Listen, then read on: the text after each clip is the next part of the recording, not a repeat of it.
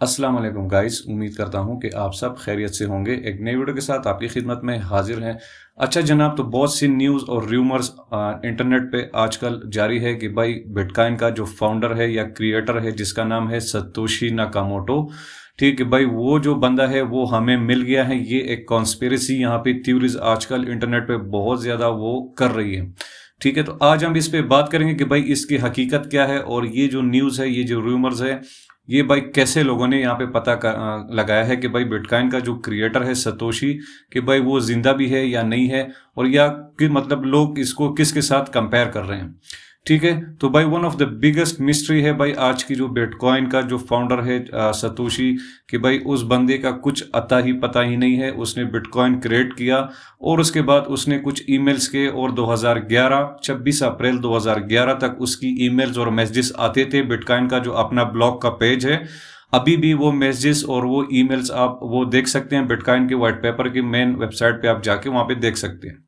ठीक है, तो भाई अब ये जो जहाँ पे उसका लास्ट मैसेज आया था, अब वो लोग भाई उसकी चीज को आप स्टीव जॉब्स के, एप्पल का जो क्रिएटर है, फाउंडर है भाई, उसके साथ कंपेयर कर रहे हैं।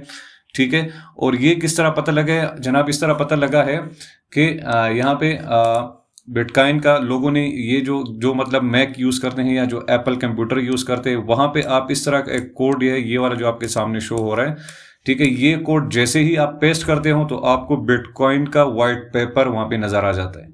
ठीक है, और ये एप्पल ने बहुत सालों से हाइड किया था। अब पता नहीं कि भाई कौन सा वो शातिर दिमाग वाला बंदा था जिसने इस कोड को यहाँ पे क्रैक करके किस तरह उसने ये चेक किया है, बट ये अभी भी अवेलेबल है। अगर आप मैक कंप्यूटर यूज करते हैं एप्पल वाला, तो ये कोड आपके सामने गूगल पे भी आपको मिल जाएगा। इसको आप कॉपी करके अपने मेन टर्मिनल में पेस्ट करते हैं तो आपके सामने बिटकॉइन का व्हाइट पेपर आ जाता है। ठीक है, जो कि भाई यहाँ पे लोगों के, इस वजह से लोगों में बहुत ज्यादा यहाँ पे रूमर्स क्रिएट हुए कि भाई ये जो बिटकॉइन का क्रिएटर है वो स्टीव जॉब ही हो सकता है।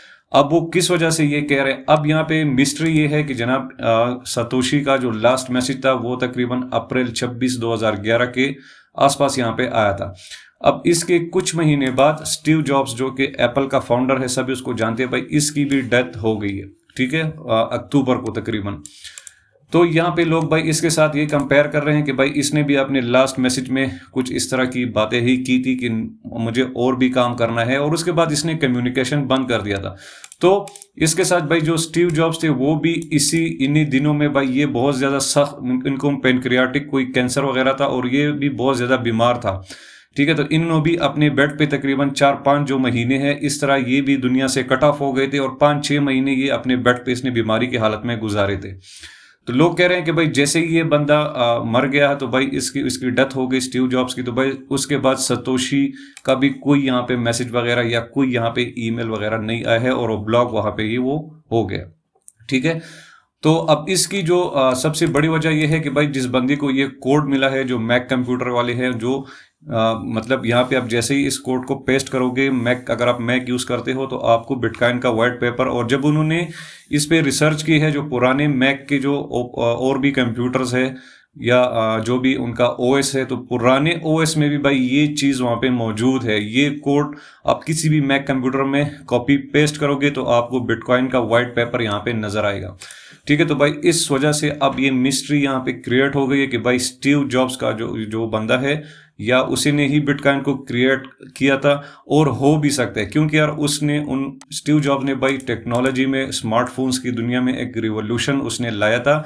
और अगर इस बंदी ने ये चीज, मतलब इस बंदे से आप ये एक्सपेक्ट भी कर सकते हो कि ये इस किस्म का जीनियस बंदा था। ठीक है, तो एक्सपेक्ट भी, बट ये सब कॉन्स्पिरेसी थ्योरीज है, लोगों की अपनी बनाई हुई एक चीज, एक कड़ी को दूसरी कड़ी के साथ जोड़ रहे हैं, बट फिर भी आप इसको मतलब इनके जो वो कड़ियां कड़ियां एक साथ मतलब मिल रहे हैं। तो इसका यही सीन बनता है कि भाई स्टीव जॉब्स ही सतोशी का वो बंदा था।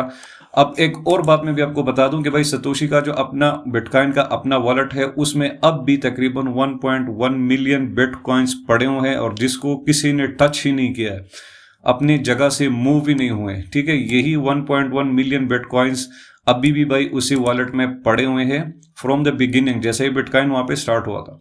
और अभी तक किसी ने ना इसको यूज किया है, ना किसी ने भी इसको एक वॉलेट से दूसरे में ट्रांसफर किया, यहाँ से कुछ बिटकॉइन सेल किए हैं, कुछ भी नहीं हुआ।